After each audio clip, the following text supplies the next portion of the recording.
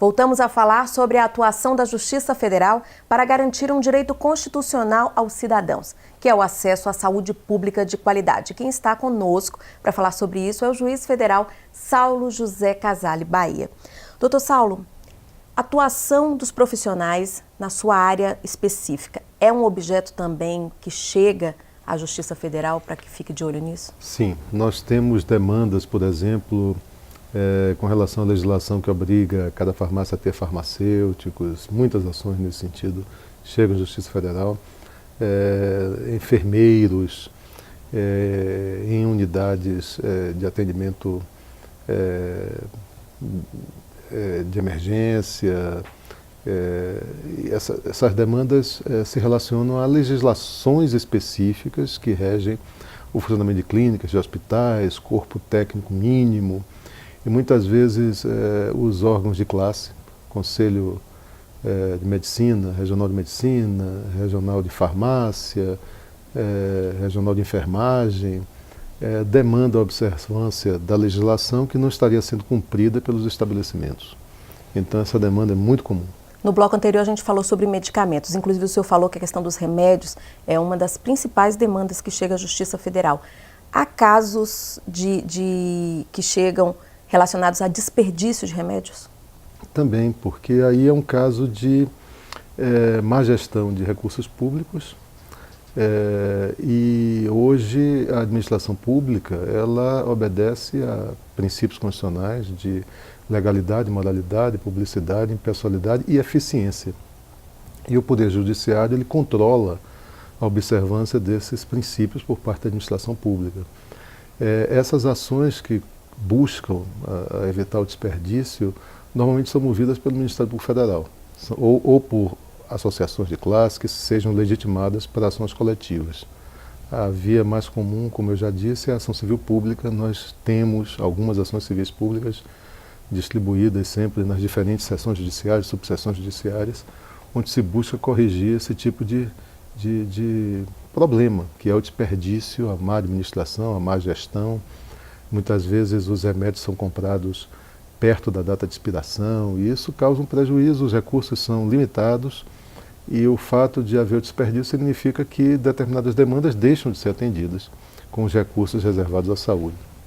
A Justiça consegue verificar em quais casos, que tipos de medicamentos são mais desperdiçados?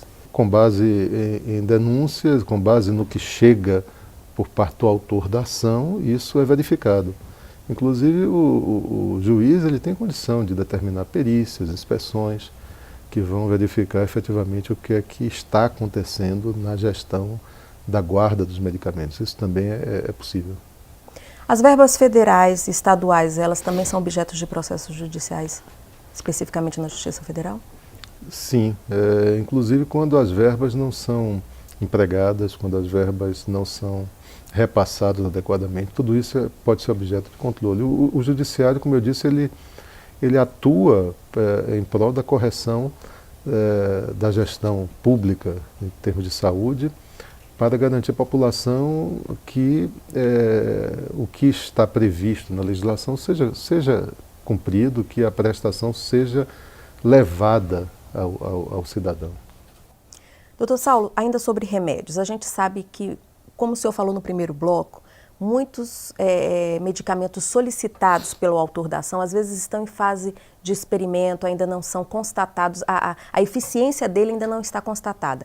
Quando esse medicamento ainda não foi liberado pela Anvisa, mas o paciente precisa, por conta de um relatório médico, como é que o juiz, qual o olhar do juiz numa situação como essa? Pois bem, o Conselho Nacional de Justiça editou no ano 2000 uma resolução, a Resolução 31, que é basicamente uma grande recomendação aos juízes. Se recomenda que os juízes evitem condenar o poder público na prestação de medicamentos experimentais. Porque o êxito não é comprovado, muitas vezes se estaria ali desperdiçando recursos públicos, e se o prejudiciário passasse a oferecer às indústrias farmacêuticas um palco para experimentação, estaria poupando elas de fazerem os testes adequados. Então nós temos que ter muito cuidado em relação a tratamentos experimentais, tratamentos não comprovados, clinicamente comprovados, Agora, em relação à liberação da Anvisa, muitas vezes os protocolos médicos indicam que aquela medicação tem uma determinada serventia e um determinado médico, um determinado paciente pretende que tenha para outra serventia que não consta do protocolo. Isso também tem que ser levado em consideração pelo juiz, porque os recursos, como eu disse, têm de ser administrados com uma certa racionalidade. Agora, existem situações onde ocorre a demora da Anvisa, e aí já é um mau funcionamento do serviço, com relação à certificação de medicamentos que já foram certificados, por exemplo, por agência americana, pela agência europeia. E aí se pode realmente interferir, porque existe um protocolo médico no exterior, já certificando a utilidade daquele produto para aquele fim, e às vezes o processo administrativo interno